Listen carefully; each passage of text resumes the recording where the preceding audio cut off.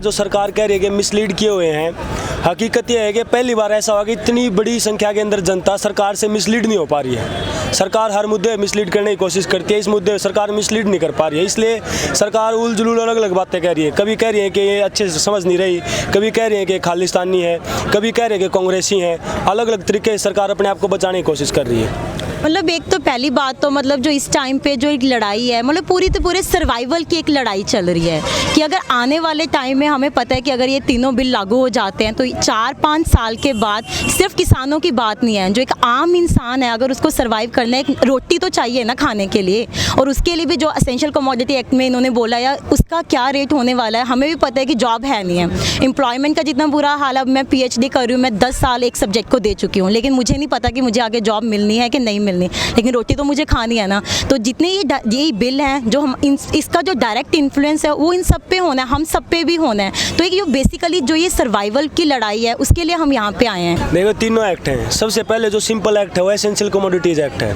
वो क्या कह रहा है कि जमाखोरी की अभी तक की जो अपर लिमिट है उसको सरकार ने हटा दिया है। जो एसेंशियल कमोडिटीज़ में थी बहुत सारी चीज़ें, आलू, प्याज, तेल और वनस्पति घी वगैरह, वो सारी निकाल दी। इसका मतलब ये है इसका मतलब ये है कि अब व्यापारी कितना भी स्टॉक कर सकता है। और स्टॉक करने से क्या होगा? स्टॉक करने से वो चीज़ों को व्यापारी, बड़ी कंपनियां वो स्टॉक करेंगी, मार्केट के अंदर से उसकी एक आर्टिफिशियल डिमांड, कृत्रिम मांग तैयार करेंगे उसकी, ताकि चीज़ों की कीमत बढ़ाई जा सके। अब इसमें मिसलीड करने जैसा क्या है? सरकार आगे अश्योर करेगी ऐसा नहीं होगा। जो जमाखोरी अब भी हो रही है, किसान से जो सब्जी 2 रुपये किलो, 5 रुपये किलो, 10 रुपये किलो ली जाएगी, वो हमें 80 रुपये किलो, 90 रुपये किलो दी जाएगी, ये तय है। सरकार इसको कैसे साबित करेगी ऐसा नहीं होगा, तो टाइम बता देगा।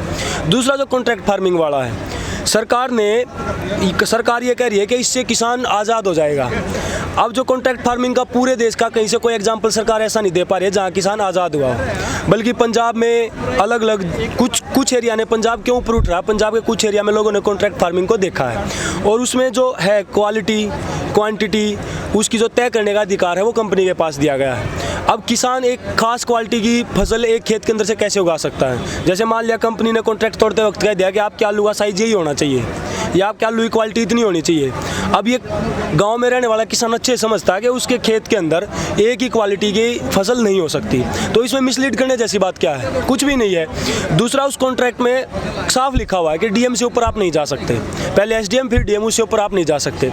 अब एक तरफ कंपनी है, मतलब मल्टीनेशनल कंपनी है, एक तरफ किसान है, जैसे मेरे पिताजी 2 एकड़ के किसान हैं, एक तरफ 2 एकड़ का किसान है, एक तरफ मल्टीनेशनल कंपनी है। उनका क्या समझौता है? कोई समझौता है? उनका समझौता बराबर वाले में होता है। एक तरफ ये तो बहुत ज़्यादा डिस्पैरिटी होगी इसमें। कुछ किसान को मिसलीड करने जैसा क्या? किसान को साफ दिख रहा है, मेरे को भी साफ दिख रहा है कि ये समझौता साफ कंपनी के पक्ष में है। दूसरा, उस कॉन्ट्रैक्ट को तोड़ने का राइट किसके पास है? उस एक्ट में साफ लिखा हुआ किसान के पास कोई राइट नहीं उस कॉन्ट्रैक्ट को तोड़ने का। अगर किसान को लग रहा है कि भी तेरे को इस कॉन्ट्रैक्ट से नुकसान होगा, तो किसान उस कॉन्ट्रैक्ट को नहीं तोड़ सकता। और हाँ, अगर कंपनी चाहे तो तोड़ सकती है। तो ये किसके पक्ष में है? ये सीधा कंपनी के पक्ष में है। फिर उसके अलावा जो APMC वाला कानून है, उसमें ये कानून में ये कहीं नहीं लिखा हुआ कि वो डायरेक्ट सरकारी मंडियों को ख़त्म कर रहे हैं, लेकिन और MSP को ख़त्म करने का भी नहीं लिखा हुआ। लेकिन आशंका क्या है? मुश्किल से पंजाब, हरियाणा और वेस्टर्न उत्तर प्रदेश के लोग MSP ले पाते हैं।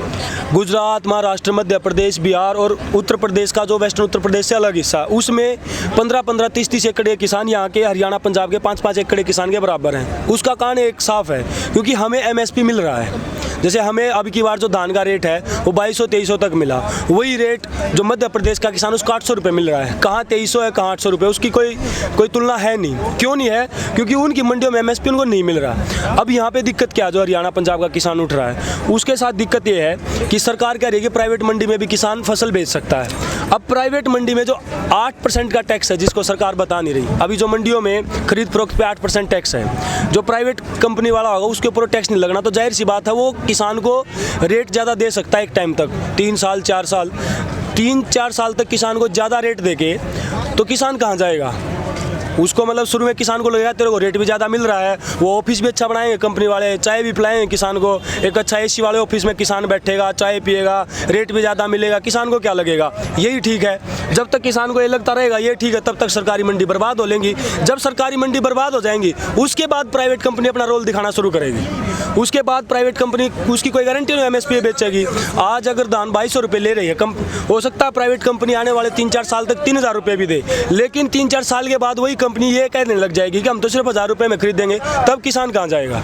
उसका जवाब सरकार नहीं दे रही है। आउटकम अभी तक तो नहीं लग रहा, बिकॉज अगर करना भी होता तो पहले दिन ही कर सकते थे। जब 26-27 का पहले ही किसानों ने बोला हुआ था, तो उनको काफ़ी टाइम था सरकार को सोचने का कि 26-27 को इतनी दूर से लोग आ रहे हैं, तो पहले ही कुछ सोच लेना चाहिए था।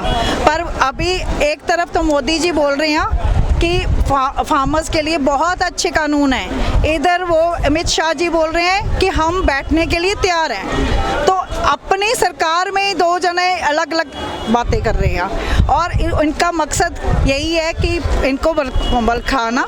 और ये किसान वो सोचते हैं कि अनपढ़ है, उनको हम जैसे मर्जी बोलेंगे तो वो सुनेंगे। पहली बात तो अगर हम पंजाब और हरियाणा के एक सिचुएशन देखते हैं कि मतलब जहाँ इस सिचुएशन पे मतलब जो आड़ती का रोल है, जो फार्मर है, हमें पता है कि आड़ती से वो बहुत ज़्यादा लोन लेके मतलब अपने जितनी घर का जो उनका चलता है सारा कुछ, या फिर शादियाँ होती हैं, वो डायरेक्टली आड़ती से लेके करता है मतलब वो काम। तो जब एक मिडल मैन उसमें ख़त्म हो गया तो एक डायरेक्ट उनकी अकाउंटेबिलिटी थी उनकी तरफ, मतलब एक उनकी डिपेंडेंस थी वहाँ पे। तो जब एक मिडल मैन ख़त्म हो के अब यहाँ पे जो रोल है वो एक फार्मर और एक कॉरपोरेट कंपनी का है। जैसे इन्होंने भी बात की, वो एक डिफरेंस बहुत ज़्यादा है, मतलब कि आप एक सीधा उनके साथ कोई रिलेट नहीं कर सकते हैं। एक बहुत बड़ी कंपनी है जिसने आपको एक प्रोजेक्ट देना है ना, तो उसमें जितने ये लोअर फार्मिंग है, मतलब जिसके पास 3 किले हैं, 5 किले हैं, तो वो तो धीरे धीरे इसमें से पूरी तरह से ख़त्म हो जाएंगे। अगर मेरे पास 50 किले हैं तो मैं 50 किले किसी भी कंपनी को दे सकती हूँ, 2 रुपये किलो भी आलू बेच सकती हूँ। लेकिन अगर मेरे पास सिर्फ 5 किले ही ज़मीन है तो मैं अफोर्ड नहीं कर सकती कि मैं 5 किले ज़मीन पे सिर्फ आलू लगाऊं और इन कंपनियों को, पेप्सिको को बेच सकूं। बोलती हैं आप एकड़? हाँ, 5 बीघा। हाँ, 5 बीघा। हाँ, ठीक है।